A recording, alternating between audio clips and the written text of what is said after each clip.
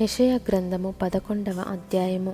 యెషయి మొద్దు నుండి చిగురు పుట్టును, వాని వేరుల నుండి అంకురము ఎదిగి ఫలించును. యెహోవా ఆత్మ జ్ఞాన వివేకములకు ఆధారమగు ఆత్మ, ఆలోచన బలములకు ఆధారమగు ఆత్మ, తెలివిని యెహోవా ఎడల భయభక్తులను పుట్టించు ఆత్మ అతని మీద నిలుచును. యెహోవా భయము అతనికి ఇంపైన సువాసనగా ఉండును.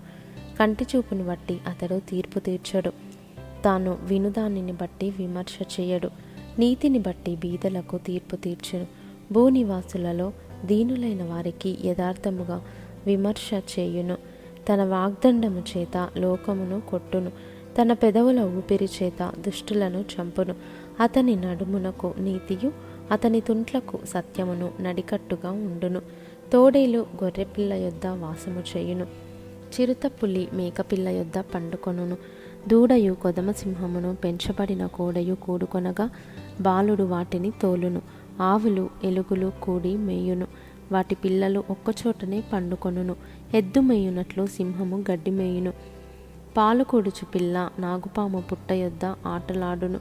మిడినాగు పుట్ట మీద పాలు విడిచిన పిల్ల తన చెయ్యి చాచును.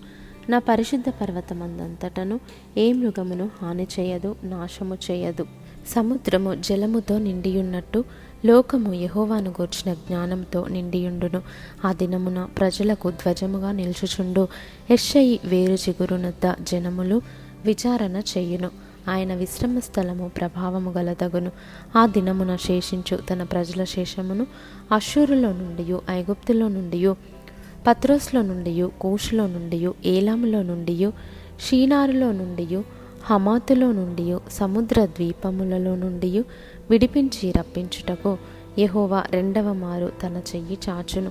జనములను పిలుచుటకు ఆయన యొక్క ధ్వజము నిలువబెట్టును.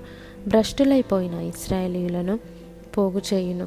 భూమి యొక్క 4 దిగంతముల నుండి చెదరిపోయిన యూదావారిని సమకూర్చును. ఎఫ్రాయిమునకున్న మత్సరము పోవును, యూదా విరోధులు నిర్మూలమగుదురు. ఎఫ్రాయిము యూదాయందు మత్సరపడడు, యూదా ఎఫ్రాయిమును బాధింపడు. వారు ఫిలిష్తీల భుజము మీద ఎక్కుదురు, పడమటి వైపుకు పరిగెత్తిపోవుదురు.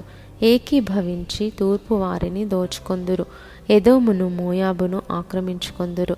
అమోనీయులు వారికి లోబడుదురు, మరియు యెహోవా ఐగుప్తు సముద్రము యొక్క అఖాతమును నిర్మూలము చేయును. వేడిమి గల తన ఊపిరిని ఊదును, యూఫ్రటీసు నది మీద తన చెయ్యి ఆడించును. 7 కాలువలుగా దాన్ని చీలగొట్టును. పాదరక్షలు తడవకుండా మనుష్యులు దాటునట్లు దాన్ని చేయును. కావున ఐగుప్తు దేశం నుండి ఇశ్రాయేలు వచ్చిన దినమున వారికి దారి కలిగినట్లు అష్షూరు నుండి వచ్చు ఆయన ప్రజల శేషమునకు రాజమార్గముండును.